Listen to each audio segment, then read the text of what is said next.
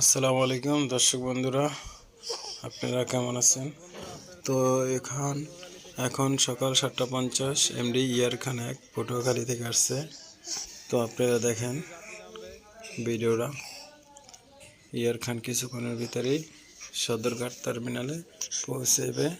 আসার পরে লোক নামার পরে যাত্রী আস্তে আস্তে আপনারা দেখতে পারবেন। সবাই থাকেন, আপনারা দেখেন এমডি ইয়ার খানেতে লোক কীভাবে নামে।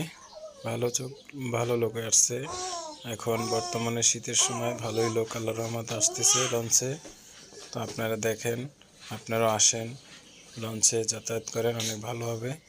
লঞ্চ অনেক যাতায়াত সুবিধা হয়, অনেক থাকতে খাইতে অনেক শান্তি হয়। আপনারা যে আসবেন সেই মজা পাবেন। গাড়ির থেকে লঞ্চে অনেকক্ষণ ভালো লাগে, লঞ্চে অনেক শান্তি আছে। তো আপনারা দেখেন ইয়ারখানে এই মুহূর্তেই ঘাট প্যালেস হইতে আছে।